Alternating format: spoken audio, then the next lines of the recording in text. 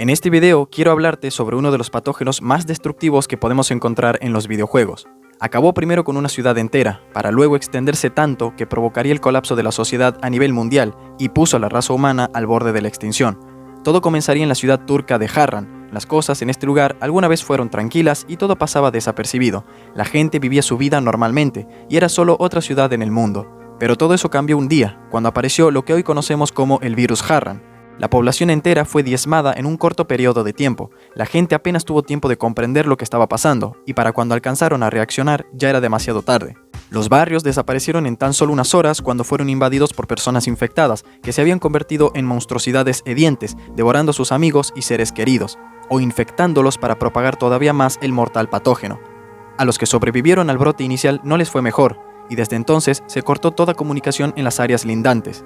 Para aquellos lo suficientemente valientes o imprudentes como para aventurarse en la zona de cuarentena, a continuación veremos todo lo relacionado con el famoso virus Harran. Empecemos por la pregunta más básica: ¿qué es el virus Harran? Este es un misterioso patógeno biológico que se describe como una variante de la rabia, dado que afecta rápidamente al cerebro de un paciente infectado, pero a diferencia de la rabia es mucho más difícil de tratar e igualmente mortal si no se detecta a tiempo. Además, las infecciones que causa no solo son tan fácilmente transmisibles como su cepa base, sino que los efectos secundarios del contagio son mucho más letales que el propio virus. Cuando alguien está expuesto al virus Harran, eventualmente se degradará a un estado delirante, altamente agresivo e inestable. Su piel comenzará a pudrirse y aparecerán llagas, arrastrarán los pies, gimiendo y devorando a cualquiera que no esté infectado. Sin embargo, eso no quiere decir que sean realmente no muertos. Cualquier persona portadora del virus Harran se considera infectada, pero sigue siendo humana. De hecho, se sabe que los llamados víricos lloran y gritan en defensa cuando son atacados, lo que demuestra que todavía quedan restos de conciencia en algún lugar durante esas primeras etapas del ciclo de vida del virus. Como nota importante, mencionar que hay diferentes formas de infección en todo Harran. Estos son individuos que han sido infectados con más cepas mutadas del virus original. Otro efecto secundario extraño es que hay una reacción de ardor cuando las personas ya convertidas se exponen directamente a la luz ultravioleta. Su estructura celular parece reaccionar rápidamente, como si se estuviera quemando, degradando el tejido expuesto extremadamente rápido. Un síntoma, por así decirlo, insólito, pero útil para acorralar o mantener alejados de las zonas pobladas a grandes grupos de infectados. Otro virus que se menciona mucho en Dying Light 2 es el THB. Esto es esencialmente lo mismo que el virus Harran, pero con algunas diferencias clave.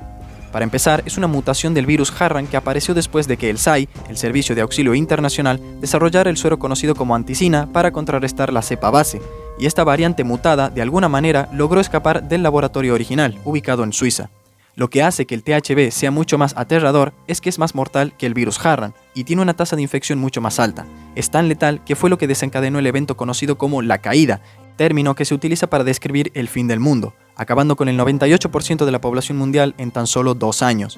Ello trajo aparejados múltiples inconvenientes, como la escasez de armamento, falta de mano de obra, suministros limitados, así como víveres, medicamentos y mucha desesperación entre los pocos supervivientes, quienes día a día continúan matándose entre sí por las sobras, como si no fuera suficiente que los infectados gobernaran la Tierra, obligando a los humanos a retirarse a las alturas, construyendo sus bases y campamentos en las azoteas de sus casas o incluso en rascacielos, lo más alejados posible del nivel de calle, donde polulan los monstruos. El virus Harran es similar a la rabia en sus vectores de transmisión, ya que puede transmitirse entre las víctimas a través de la transferencia de fluidos, esto es, normalmente a través de mordidas o saliva contaminada en heridas abiertas. Afortunadamente, el patógeno no se transporta por el aire, pero sí puede llegar a convertirse en forma gaseosa si reside en un espacio confinado y reducido durante un largo periodo de tiempo. La forma más común de transmisión del virus Harran es cuando una persona infectada muerde a la víctima. Si no es devorado por completo, el paciente recién expuesto se transformará en un periodo que comprende desde unas pocas horas hasta un par de días. De cualquier manera, es un pronóstico terminal una vez que los síntomas de la infección comienzan a manifestarse.